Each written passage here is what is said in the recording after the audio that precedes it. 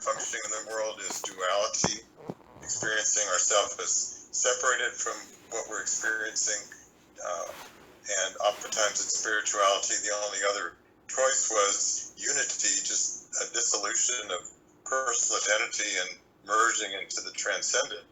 But relational unity is a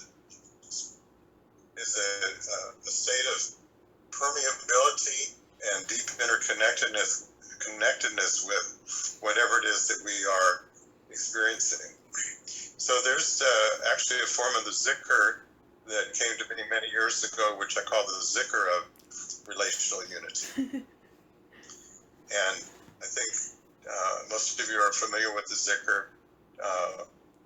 But this form of the zikr, instead of the head going in the usual 3/4 of a circle and then down and up, this is called the second zikr, and the head just goes down on illa and up to the heart on la, and then hu. But the concentration on this, when the head goes down, those of you that might recall our last class, I shared the practice, the zikr ishbaka, mawjud Allah, the longing of both the human and the divine sides of our being, each to be able to experience the other aspect in the fullest way possible.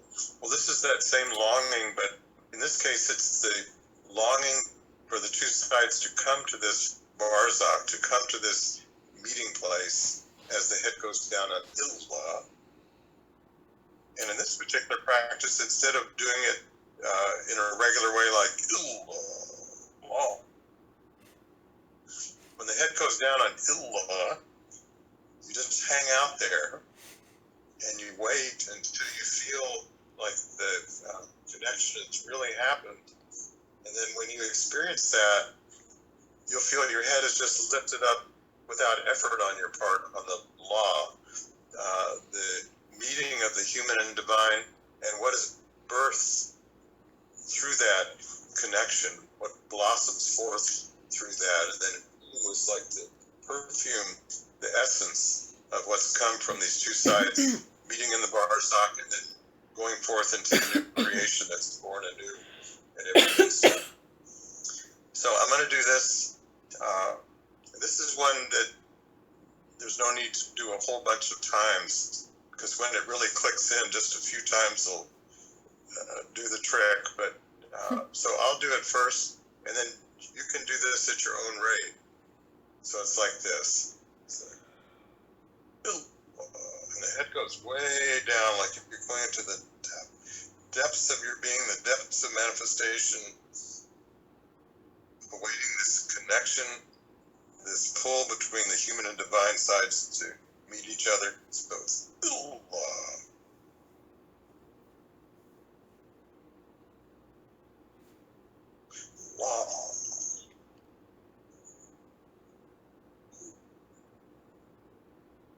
and then you just pause.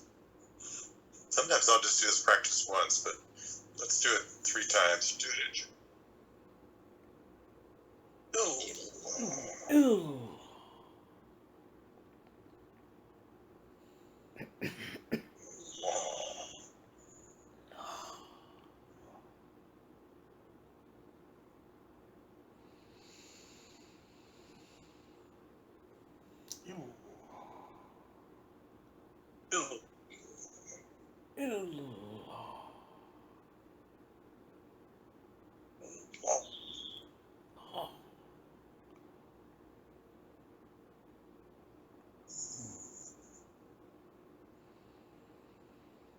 Once.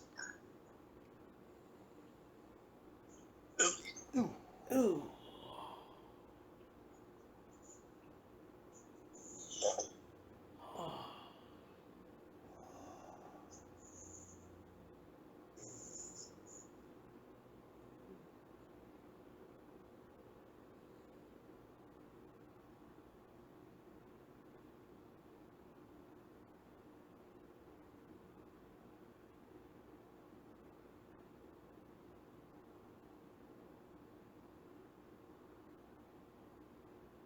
And then if you work with this practice on your own, you can just stay in the after effect of this for a period of time without any words, just the feeling of this. And it's really the feeling of living in your resurrection body, living in that state of human-divinity that is the true nature of our being.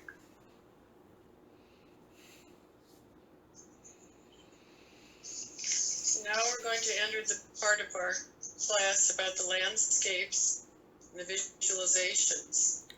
And you wanted to talk about the handrails moving from the typical way of experiencing reality. Yeah,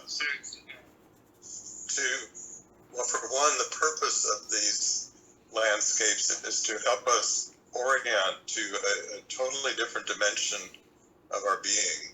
And so there's some very wonderful images that have been established by some amazing beings over the years that help us have a feeling for the flavor of what these different subtitles are about.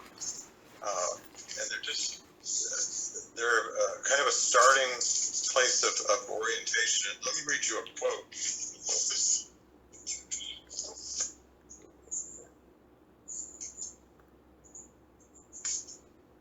is from a book that I just recently got called The Mystics of Islam, Sufism, by Reynold Nicholson, and it was perhaps the first book in the West that was published on Sufism. It was originally published in 1914. Oh, wow. And Nicholson spent many years of his life translating the original works from the Persian and Arabic. But here's a particularly pertinent passage. So first I'm going to read you, this is from a poem of Ibn Arabi. Oh, her beauty, the tender maid, its brilliance gives light like lamps to one traveling in the dark. She's a pearl hidden in a shell of hair as black as jet, a pearl for which thought dives and remains unceasingly in the depths of that ocean. He who looks upon her deems her to be a gazelle of the sandhills because of her shapely neck and the loveliness of her gestures. And so what he has to say about this is that the Sufis adopt the symbolic style because there is no other possible way of interpreting mystical experience. So little does knowledge of the infinite revealed in ecstatic vision need an artificial disguise that it cannot be communicated at all, except through types and emblems drawn from the sensible world, which, imperfect as they are, may suggest and shadow forth a deeper meaning than appears on the surface. Gnostics, says Ibn Arabi, cannot impart their feelings to other people. They can only indicate them symbolically to those who have begun to experience the like. The landscapes are wonderful in and of themselves, but they help us move to a different state of beingness that is not possible to reach by just sitting and thinking, okay, I want to experience the angelic aspect of my being. I'm going to just really wish that I could be there. Probably have very little result from doing it that way, but instead it's just opening, allowing the scene to be set, so to speak, through beautiful poetic and artistic descriptions that have been given for these different landscapes of the soul. So in a way, what is happening here is, as if you were doing exercises, physical exercises, that you'd be following a teacher and they'd, move the arm up and move the arm down.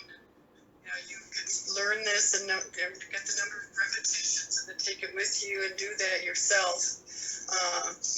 Well, in this case, we're working with the creativity of the imagination and the visionary capacity of the imagination. And we're working with some symbols and images so that you can get the idea of what you can do on your own. Each one is a full encyclopedia of the images that are used, and so you'll get some ways of working with them through what we're offering you. It is a landscape, but it also is the landscape that refers to one of the archangels. And this particular one is Onakita, who is the archangel that represents all of the aspects of water. And she has a particular station in that she possesses the Svarna and keeps the Svarna. We spoke of that before. The light that is emerging, where it is the light that hopefully is gathered towards the transfiguration of this whole earth. So I'm going to read a little about Onakita, and let this activate some parts of your visionary capacity.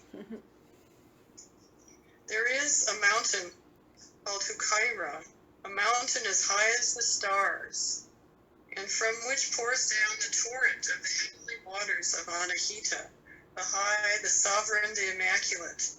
A torrent possessing a Svarna as great as all the waters together which flow upon the earth. There it is that the earthly abode of the goddess of heavenly waters is imagined. She thus appears as a paradisal source of the waters of life. Marvelous plants and trees grow in or around this wellspring, and above all the white haoma, of which it is said, he who partakes of it becomes immortal. This is why the elixir of immortality will be made from this at the moment of the final transfiguration. The tree which cures all ills and in which are deposited the seeds of plants grows near to the white haoma. Indeed, the fertility of all beings in all their forms depends on the goddess or feminine angel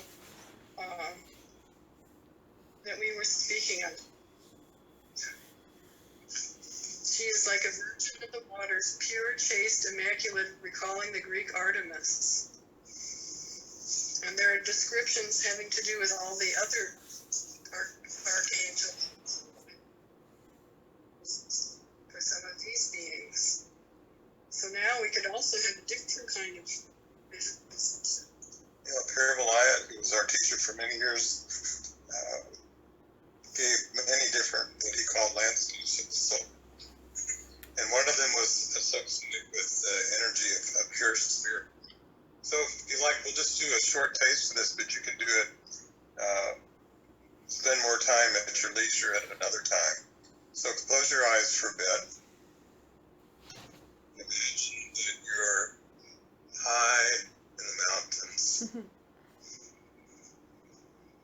And as you ascend the mountain, you find that you have to leave behind things that you thought you needed because you aren't going to be able to carry them up to the top. So you're just shedding things that are unneeded and just bringing the bare essence of yourself to the top of this mountain.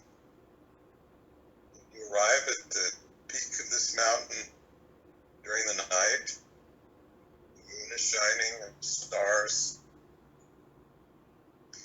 And you see at the top of the mountain some ice and snow is melting,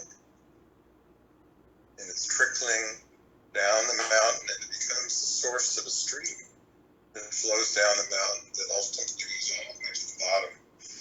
And the waters of the stream are the waters of life.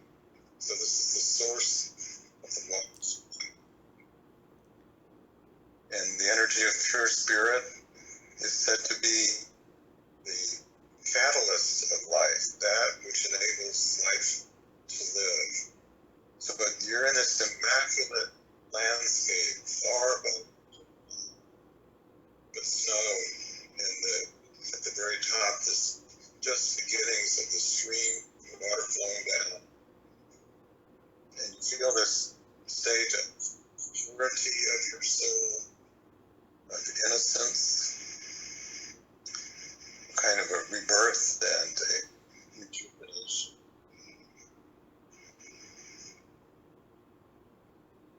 And the being associated with this landscape. There's imagery as the verbs imagines. So take just a moment. Allow yourself to experience this.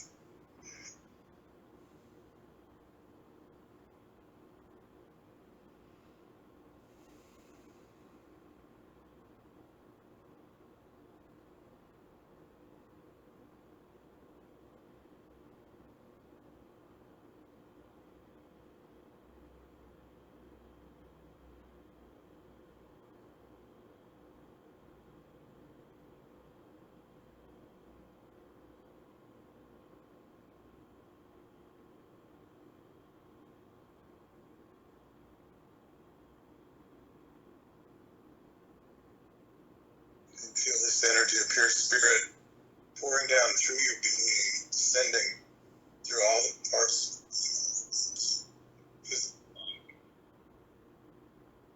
breaking through any places of blockages to the stagnation.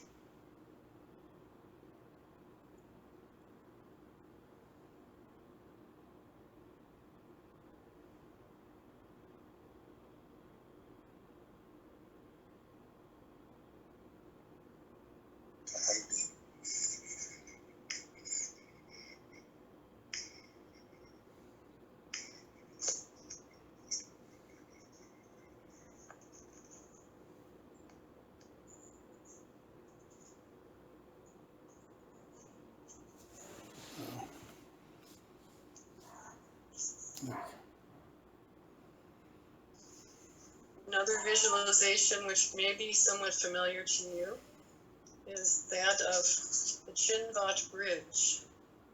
It is from the Zoroastrian tradition.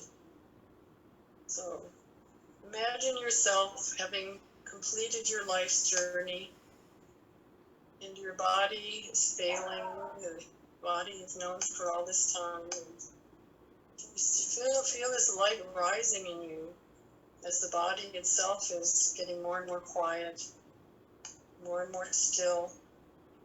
And at a certain point, you feel like you're bursting forth from that chrysalis. The light is getting brighter, and you're feeling this reflectionary property, this resilience, this energy you've never felt before in quite this way. You feel your wings bursting forth, that you've been exercising as just a practice, but now you feel them strongly propelling you upward. That you feel your feet are now on a bridge. You've got a very high mountain. And this bridge seems to be bridging one mountain with the next. Begin walking with your wings still unfurled. This effort. And there is somewhat of an effort as you rise higher and higher. You see a being in the distance, and you kind of can't recognize who it is, but you feel that somehow there's a familiarity there. You get a little bit closer, and you feel that you are coming to a place that is the place that you've always been. And you feel that you're being included in this family, that besides those that you still remember and love in your earthly existence, have been there always. And you feel this completeness. These things that you thought before were so hard to reach are right there for you. All the qualities that you worked on before, just like, almost, I think of it as birds, as presences that cheer you and make your life, this new life, hopeful. And you come closer and closer to this being, and when you come to that being, you look, and it's like you recognize this as the twin. But somehow you have been in manifestation, and you've been experiencing, and oh, the things that you share. You feel almost like you don't even have to talk, because as you stand there with this being, everything is so transparent to each other. everything is so, is not hidden like in the usual existence, and you're just noticing the big differences between this existence you have now and what you've had while you were in life. Although you remember as you were working on the spiritual path, things were getting lighter. Things were getting closer to the experience that you're having now.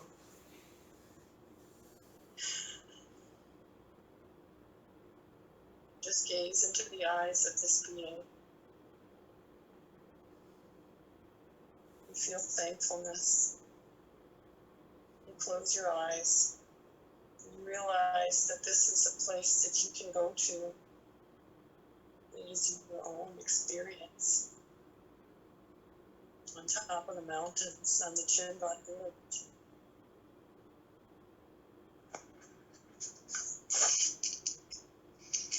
Now, if you'll all will bear with me, I think the internet's come back on the computer, but what I'm going to have to do, I think, is to end this meeting and then start a new one. So it's possible you'll have to sign in again in just about a minute or two, so bear with me.